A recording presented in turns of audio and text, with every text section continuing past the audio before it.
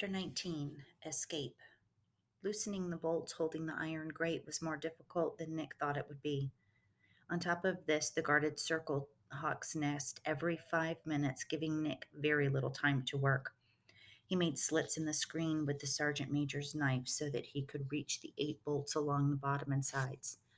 He decided to leave the bolts along the top so the grate would stay in place. Better to have Bukong discover his escape than the guard. This way, the colonel would think he and Maya had had several hours head start. The first bolt took him an hour to get out. The second bolt took nearly as long. At this rate, it would be mid-morning before he got the grate loose enough. He thought about postponing the escape, but he had already slit the screen. Bukong or the guard would see it when it got light out. Maya had been waiting in the room behind the library for more than 3 hours. Had Nick overslept? Did he miss the carving in the natchin? Had he been caught removing the grate? If he didn't come soon, she might have to return to her room and wait for another day. That afternoon, when Hilltop told her that this was the night, he had emphasized that it must look like they had left Hawk's Nest together. Why, she didn't know.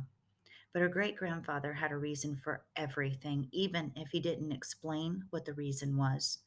She decided to check on Nick. Like all the rooms in Hawk's Nest, there was a peephole into Nick's. It was difficult to see in the dark, but she could make out his silhouette in front of the window. She pulled the lever, crawled through the fireplace, and touched his shoulder. Nick jumped and nearly dropped the wrench. He thought it was Bukong. Maya stifled a giggle. "It's not funny," Nick whispered. "You nearly scared me to death." "Sorry, what's taking so long? It will be light soon." "I know, the bolts are rusted." "Let me try. Be my guest." He gave her the wrench. She tried, but she didn't have any better luck. "I'll be back," Maya said, disappearing through the fireplace before Nick could ask where she was going. He started in on the bolts again, but was interrupted when the guard decided to stop outside Nick's window for a smoke. He crept over to the fireplace to intercept Maya. From where the guard was standing, he'd be able to hear them, even if they whispered. When she came back through, Nick grabbed her arm and put his fingers to his lips. The guard stood smoking outside the window for 10 more minutes before resuming his duty.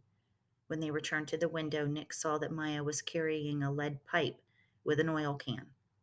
"You can't pound the bolts out," he whispered, pointing at the pipe. "You'll wake the entire house."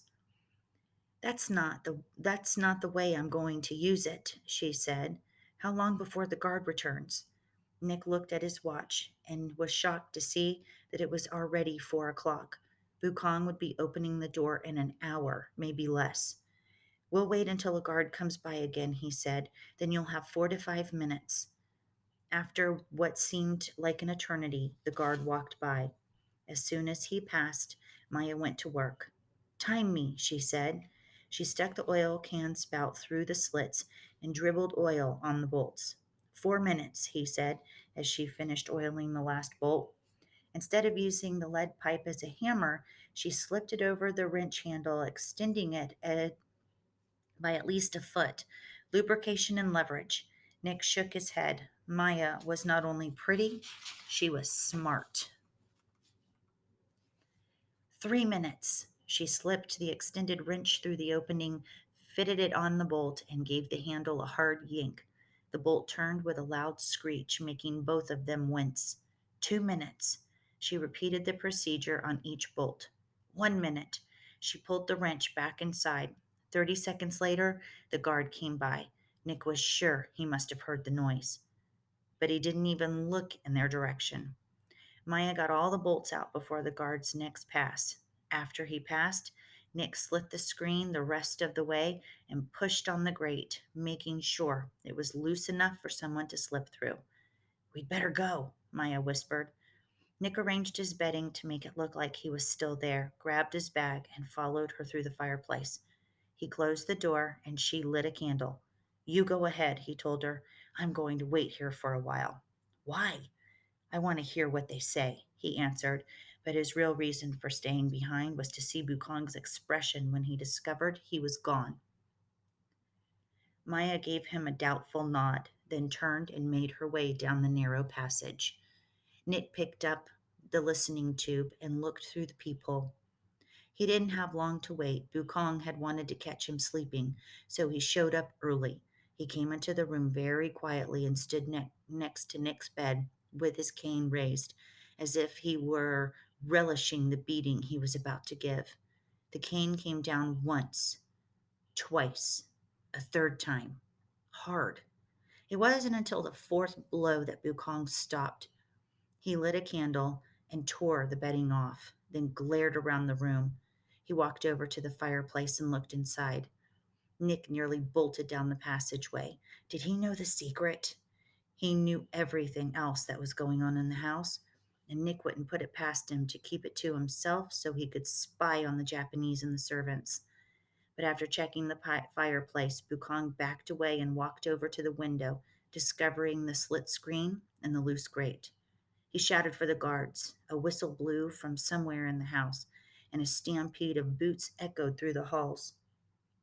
The room quickly filled with soldiers, some in their uniforms, some in their underwear, most of them carrying pistols or rifles.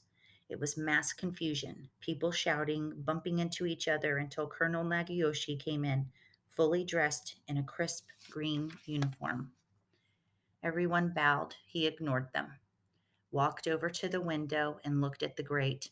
He turned around and gave three orders. Assemble the patrols in front of Hawk's Nest.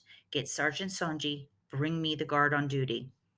Nick couldn't help but grin. Bukong was in for another surprise when he discovered that his fiancée had fled as well. Everyone left the room, leaving the colonel and Bukong alone. Bukong kept his head down. Give me your stick, the colonel said. Reluctantly, Bukong handed it over. The colonel looked at the cane for a moment, then swung it over Bukong's head, missing him by a fraction of an inch. I blame you for this, the colonel said, hitting him on top of the shoulder. Bukong fell to his knees. Nick shuddered. He knew how that felt. The colonel lifted Bukong's chin with the end of the cane. Perhaps if you used this cane less frequently, the boy would not have been compelled to leave. He let Bukong's chin drop and hit him again, this time across the back. Bukong stifled a scream. Nick thought he was going to hit him again, but instead he snapped the cane in two over his knee and dropped it to the floor. If we fail to find him, the colonel said, or if something happens to him while he's in the jungle, it will be you who answers for it. He jerked Bukong to his feet. His legs were shaking. Nick didn't have much sympathy for him. If he'd been lying in bed, it would have been his legs that were shaking. Sergeant Sonji came into the room out of breath as if he sprinted over from the barracks. He bowed to the colonel without so much as a glance at the ailing Bukong. The colonel asked him if Nick had given him any indication he was planning to escape. None, Sonji answered. As you know, we gave him a day and a half off to rest, but other than that, he glanced at the window. Is that how he escaped? The colonel nodded, and Sonji walked over for a closer look. He turned back holding one of the bolts. How did he get these out? The colonel took the bolt from him and looked at it. Oil, he said. Could he have smuggled oil into the room? Yes, Sonji admitted. We use lubricating oil on the tools. A small amount would be easy to hide. He got down on his knees and looked under the bed, but these would be very difficult to conceal. He came up with the wrench and the lead pipe. The colonel looked at Bukong. You have the only key to this room. In fact, you insisted on this. He must have had help, Bukong said. Perhaps one of the villagers slipped them through the screen. He paused, an expression of horror crossing his face. Maya! He rushed out of the room. Nick moved to another peephole further down the wall. Bukong stood in the middle of Maya's room. Sonji and the colonel stood in the doorway. She's gone, Bukong said, stating the obvious. She must have slipped outside and given him the wrench through the bars. Runaway bride, Nick thought with a grin, and made his way down to the secret room. Chapter 20 The Walls Have Ears. The search went on longer than any of them expected. Colonel Nagayoshi sent out patrols in every direction. When the soldiers came back empty handed, he sent them out again. A week passed, then another, and he still continued searching. Everyone in the village was interrogated, some 2 or 3 times. Even Hilltop, normally considered above suspicion, was questioned. Nick and Maya spent long days inside the walls of Hawk's Nest watching and listening. It's been 2 weeks, Colonel, Hilltop tells the colonel. You are not going to find them. People have underestimated Maya her entire life. She is intelligent and resourceful. There is no one I would rather be with in the forest than my great granddaughter and the Freestone boy. You toughened his body by putting him to work in your garden. By subjecting him to Bukong's cruelty, you toughened him inside. It's no wonder he chose to leave here. Who would stay under those circumstances? The children have made their way to safety by now, or else they have perished in the forest. Searching for them is a waste of time. Bukong and Magway sit at a table in the kitchen, a list of names in front of them. This was not part of our agreement with Colonel Nagayoshi. Magway glares at Bukong across the table. Keep your voice down, Bukong hisses. Someone will overhear. We told the Mahoots they would be able to stay on the plantation, Magway says, a little less loudly.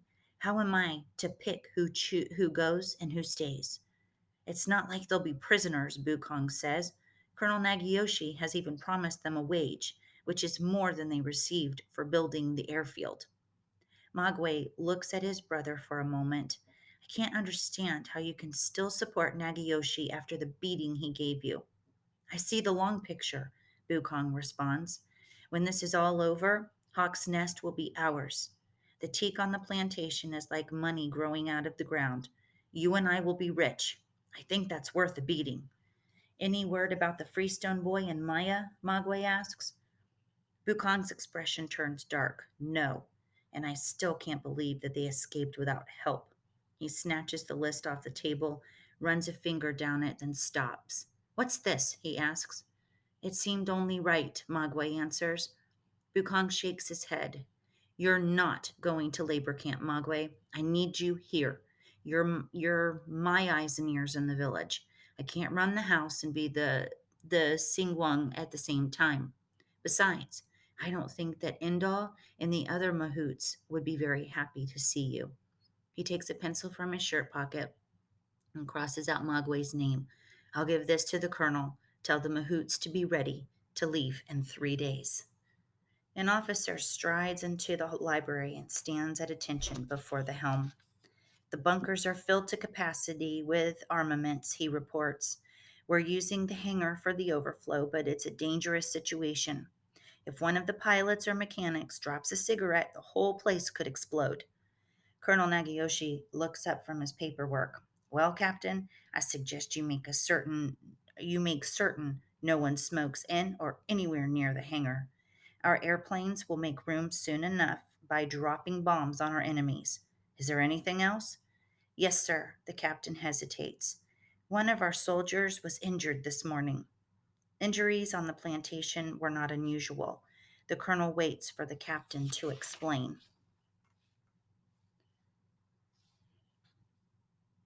He was gored by an elephant. An accident? So the Mahoots claim, but witnesses say the Mahoot caused the elephant to attack.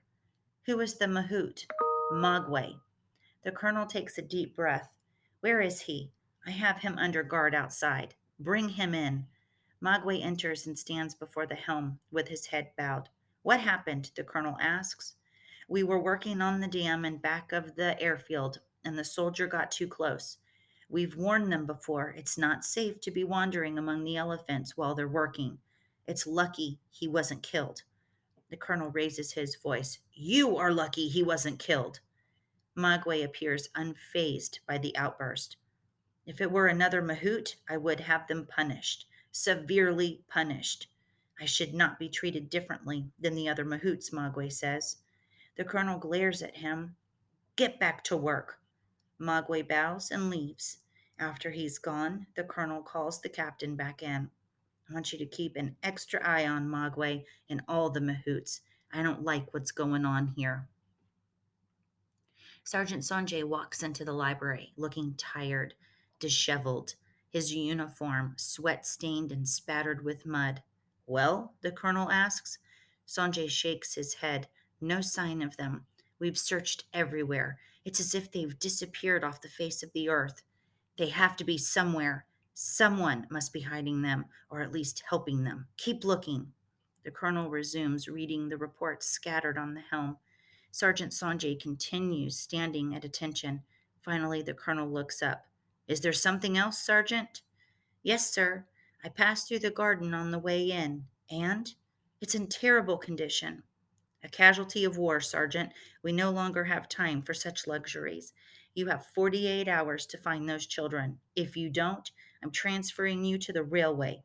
You'll escort the mahouts there and stay on to assume guard duties. Sanjay looks as if the colonel had just slapped him. Dismissed. The colonel waves his old friend out of the library. That night, Nick watched as the officers gathered in the dining room, eating dinner with the colonel at the railway camp. At the head of the table, Major Riku, the command, oh my gosh, sorry about this. Let me try this sentence one more time. That night, Nick watched as the officers gathered in the dining room, eating dinner with the colonel at the head of the table. Major Riku, the commandant of the railway camp, was spending the night. This is really a fine meal, Bukong, Major Riku said. I wish I had you up at the camp. Bukong gave him a slight bow from his post in the corner. How is the schedule? The colonel asked the major. We have fallen a little behind, Major Riku answered, but not too far behind. Most of the delays have been caused by rough terrain and prisoner disease, malaria, beriberi, malnutrition, tropical ulcers. But more prisoners are arriving every day to replace those who have died. They're newly captured and in better physical condition than the last few batches we've had. Jackson Freestone is down with something. He was in the infirmary for a few days last week, but he's out now. We've put him on light duty, but I'm not sure he's going to recover. Most of the prisoners with him from Singapore have already died. What kind of light duty? The colonel asked. Burial detail, Major Riku answered. Do you want me to give him special consideration? The colonel shook his head. Mr. Freestone is a prisoner of war and is to be treated like any other prisoner. Nick's knees buckled. He put his hands out to catch himself and banged the listening tube against the wall. He held his breath, putting the tube back to his ears. The conversation continued as if nothing happened. The officers had moved on to another subject. How ill was his father? What did Major Riku mean by burial detail? When Nick had escaped, he'd worried the colonel might retaliate by punishing his father. Perhaps having his father treated like any other prisoner was the colonel's way of punishing him. If Nick had stayed put, would the colonel have handled the situation differently? As he thought about this, he glanced at Bukong standing in the corner. Usually, Bukong was focused on the dinners, ready to swoop in to fill a sake glass or remove an empty plate. But not now. Instead, Bukong was staring at the wall Nick was standing behind, as if he were trying to see through it. This was not the first time Nick had seen Bukong staring at the walls. The day after he and Mia slipped away, he caught Bukong in the nursery searching the room for clues. He examined every seam, crack, and brick. Nick thought for sure he would figure out the secret. But a few days later, a servant moved into his old room, and as far as Nick knew, Bukong had given up on the idea. By the way, Bukong was staring at the wall now, though it looked like his interest had been renewed. Hawk's Nest was old, filled with creaks, groans, and other unsettling noises. There were also animals, mice, rats, lizards, bats, skittering throughout the walls. Mia had even found a snake one day, which she crushed with the Chunindal had made for her. Nick hoped Bukong would dismiss the bump as coming from one of the resident creatures. The dinner ended, and the officers wandered off to their rooms for the night. Bukong did not move. Sweat trickled into Nick's eyes and down his neck, even though the walls were insulated. To be safe, he and Mia tried to arrive before people entered a room and leave after the room emptied. His legs began to cramp, but he stayed perfectly still. If he retreated now and happened to stumble, which was easy to do, the secret would be out. He was saved by someone else stumbling. As the servants cleared the table, one of them dropped a plate. Bukong lashed out with his cane, which he had replaced the same day the colonel snapped the old one over his knee. Nick didn't stick around for the second swing. He made his way to the little room behind the library. Chapter 21. Letters from Home. Maya wasn't in the room behind the library when Nick arrived. He wasn't surprised. She liked to listen to the kitchen gossip as the servants cleaned up after dinner. Later, when everyone was asleep, they would share what they had overheard that day. He paced back and forth across the small room, more agitated than he had ever been in his entire life. He had to figure out a way to help his father. His first thought was to turn himself in and beg the colonel to send his doctor to the camp. But how would he explain where he had been for the past 3 weeks? If he told the truth, Maya would get caught. He could lie and say that he had been wandering in the jungle all that time. But if the colonel believed him, which wasn't likely, how would he bring up the subject of his father's illness? There was only one place he could have gotten that information, and it wasn't in the Burmese jungle. The other problem with turning himself in was that there was no guarantee he wouldn't be executed. His escape had caused the colonel to lose face. He wasn't going to welcome Nick home like the prodigal son. All is forgiven. I'm just glad you're safe. Right, Nick thought. Maya returned from her kitchen, eavesdropping. Before saying anything, she checked the library to make sure it was empty. Nick continued his agitated pacing. What's the matter? She asked. He told her about his father. What can you do? She asked. I have no idea, he snapped. He saw the surprise on Mia's face, and felt embarrassed. She didn't deserve to be yelled at, with her father and aunt already dead. I'm sorry, he said. I'm just upset. Mia nodded. Did they say anything else? No, but when I heard about my father, I slipped and banged the wall. Did they hear you? Bukong might have. He kept staring at the wall. We'll have to keep an eye on him the next few days. Nick began pacing again, then stopped. How far is the railway camp from here? What do you mean? How long would it take to get there? Maya shook her head. I don't know exactly where it is. Nick walked over and looked through the peephole into the library, then picked up the listening tube. He turned to Maya. I'll show you on a map, he said. Nick hadn't been in the library since the first night with Hilltop. It's not safe, Maya said. We'll have to be quiet, Nick admitted. What if the colonel comes in? I'll go up and make sure that he's in bed. He never leaves his room without dressing. If he's sleeping, at best, it would take him 10 minutes to get into the library. It won't take us more than 5 minutes to look at the map. Maya gave him a reluctant nod. Nick returned 15 minutes later and announced that the colonel was sound asleep. Maya followed him through the fireplace. This was the first time she had actually been inside the library, and it made her nervous. The room had always been a place of power, a place where fates were decided under the British and now under the Japanese.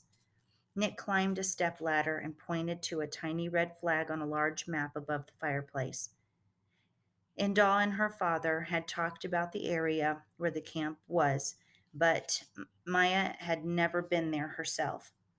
If the weather was good, it was probably a 2 or 3 day trip on elephant back. She nodded to Nick, then started toward the fireplace, eager to get out of the library. But Nick did not follow. He walked over to the helm and started looking at the papers on the colonel's desk. What was he doing? Maya thought. She got his attention and pointed to the fireplace. He shook his head and pointed to the library door, motioning her to go over and listen for the guard. Maya wanted to argue, but if she said something, the guard might hear her. Might hear.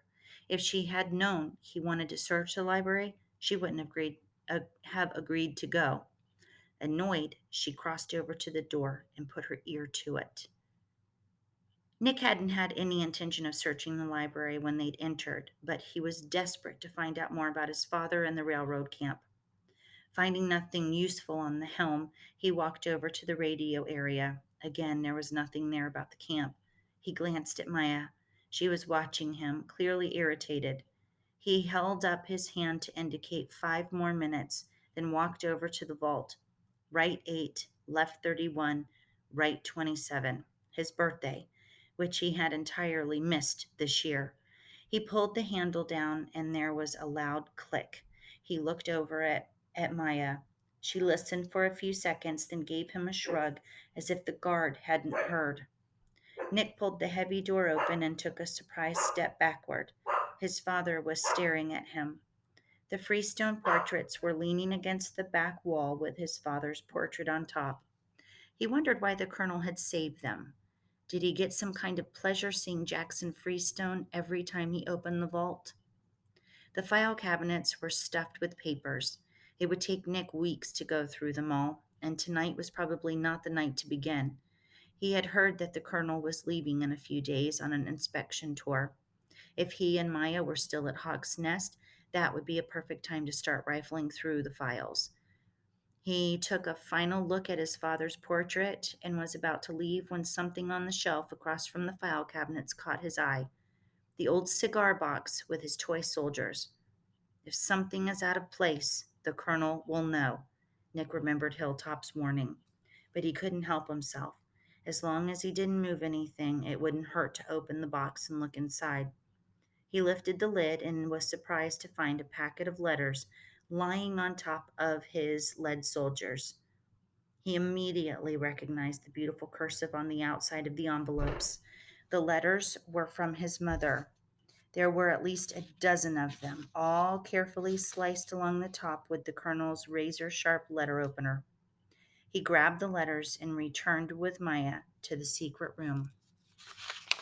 Safely back behind the wall, Nick sat and read all of the letters in the order they were sent. Dear Nick, I hope things are well on the plantation with you and your father. I'm sure he was as happy to see you as you were to see him. It's a comfort to know you are away from the bombing, which has been terrible here this past week. I have found a new apartment, not as nice as our old one, but it will do. In my spare time, I'm fixing it up to keep my mind off of missing you. You'll be happy to know that a few days after you left, I heard from Bernard. A letter. He couldn't disclose where he was, but he said that he was fine and that he'd hoped to be home for Christmas or the New Year. I was so relieved. I'll keep this short so I can make the post. It won't arrive until after Christmas, so Merry Christmas to you and your father. I know it won't seem like Christmas where you are, but I'm sure you'll enjoy the Christmas ride, if your father is still doing that. All my love, Mother. The next two letters were much like the first. She missed him and spent the loneliest Christmas she ever had. Bernard made it back a few days after New Year's. He had been wounded in the leg and was recuperating at the apartment, but eager to get back into the fight.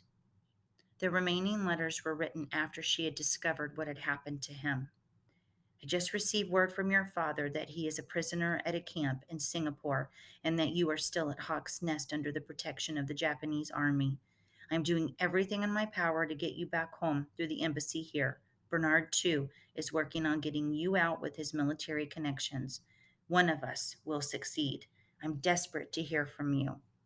Perhaps you are not getting my letters. If a Japanese officer is reading this, please let me know how my son is doing. Give Nicholas a pencil and paper so he can write to his heartbroken mother.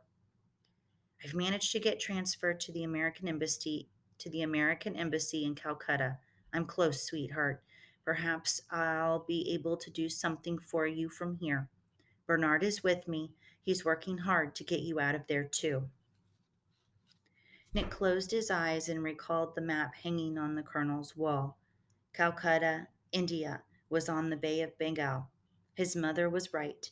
She was only 600 miles away. He wondered how Bernard had managed to get transferred. Nick didn't know exactly what he did for the army, but according to his mother, it was extremely important to the European war effort. One day, Nick had asked Bernard if he was spy. Bernard laughed and said, "Nothing so romantic. I'm more of an organizer, a go-between." Dearest Nick, this damn war. There are hundreds of foreign nationals being held throughout Southeast Asia.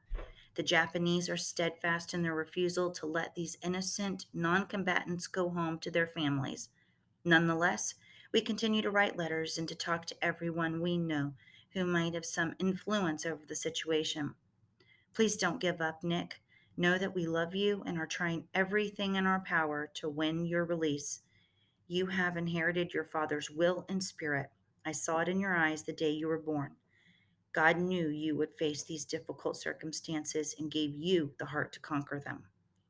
Nick was crying by the time he'd finished the last letter, and he didn't care that Maya was there to see it.